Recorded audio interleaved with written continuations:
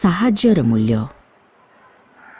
କାହାଣ ଏକ ସୁନ୍ଦର ଗାଁରେ ରହୁଥିବା ଏକ ଦୟାଳୁ ବାଳକ ଥିଲା। ସେ ସବୁବେଳେ ଅନ୍ୟମାନଙ୍କୁ ସାହାଯ୍ୟ କରିବାକୁ ଭଲ ପାଉଥିଲା। ତାର ମନ ବହୁତ ନିର୍ମଳ ଥିଲା। ଦିନେ ବଗିଚାରେ ବୁଲୁଥିବା ସମୟରେ ସେ ଏକ ଛୋଟ ପକ୍ଷୀକୁ ଘାସ ଉପରେ ପଡ଼ିଥିବାର ଦେଖିଲା। ସେହି ନୀଳ ରଙ୍ଗର ପକ୍ଷୀଟିର ଡେଣାରେ ଆଘାତ ଲାଗିଥିଲା ଏବଂ ସେ ଉଡ଼ିପାରୁନଥିଲା। କାହ୍ନୁ ତାର ନାମ ନୀଳା ରଖିଲା। କାହ୍ନୁ ନୀଳାକୁ ବହୁତ ଯତ୍ନର ସହ ନିଜ ହାତରେ ଉଠାଇ ଘରକୁ ଆଣିଲା। ସେ ତାର ଡେଣାରେ ଔଷଧ ଲଗାଇପଟି ବାନ୍ଧିଦେଲା ଏବଂ ତାକୁ ଖାଇବାକୁ କିଛି ଦାନା ଦେଲା। କିଛି ଦିନ ପରେ ନୀଳା ଧୀରେ ଧୀରେ ସୁସ୍ଥ ହେବାକୁ ଲାଗିଲା। ସେ କାହ୍ନୁର କାନ୍ଧରେ ବସି ମିଠା ସ୍ୱରରେ ଗୀତ ଗାଇଲା। ସେମାନେ ଦୁହେଁ ବହୁତ ଭଲ ସାଙ୍ଗ ହୋଇଗଲେ।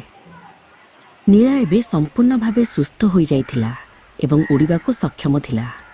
ସେ ମଝିରେ ମଝିରେ ଆକାଶରେ ଉଡ଼ି ପୁଣି କାହ୍ନୁ ପାଖକୁ ଫେରି ଆସୁଥିଲା। ହଠାତ୍ ଦିନେ ଗାଁରେ ଏକ ଭୟଙ୍କର ଝଡ଼ ତୋଫାନ ଆସିଲା। କାହ୍ନୁର ପରିବାର ବହୁତ ଚିନ୍ତିତ ଥିଲେ, କାରଣ ସମସ୍ତ ଅମଳ ହୋଇଥିବା ଧାନ ବାହାରେ ଖଳାରେ ପଡ଼ିଥିଲା। ନୀଳା କାହ୍ନୁର ଚିନ୍ତା ଏବଂ ଗାଁର ଅବସ୍ଥା ବୁଝିପାରିଲା।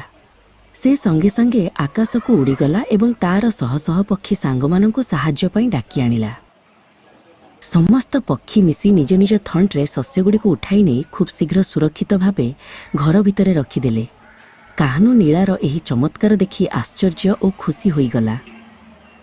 ଝଡ଼ ଶେଷ ହେବା ପରେ ଗାଁର ସମସ୍ତ ଲୋକେ କାହ୍ନୁର ପକ୍ଷୀ ସାଙ୍ଗକୁ ପ୍ରଶଂସା କଲେ। କାହ୍ନୁ ଜାଣିଥିଲା ଯେ ସେଦିନ ଯଦି ସେ ନୀଳାକୁ ସାହାଯ୍ୟ କରିନଥାନ୍ତା, ତେବେ ଆଜି ଏହା ସମ୍ଭବ ହୋଇନଥାନ୍ତା। କାହ୍ନୁ ବୁଝିଲା ଯେ ଦୟା ଏବଂ ସାହାଯ୍ୟର ଫଳ ସବୁବେଳେ ମିଠା ହୁଏ। ନୈତିକ ଶିକ୍ଷା। ଆମେ ଯଦି ନିଃସ୍ୱାର୍ଥପର ଭାବେ ଅନ୍ୟର ସାହାଯ୍ୟ କରିବା, ତେବେ ଆବଶ୍ୟକ ସମୟରେ ଆମକୁ ମଧ୍ୟ ସାହାଯ୍ୟ ନିଶ୍ଚୟ ମିଳିବ।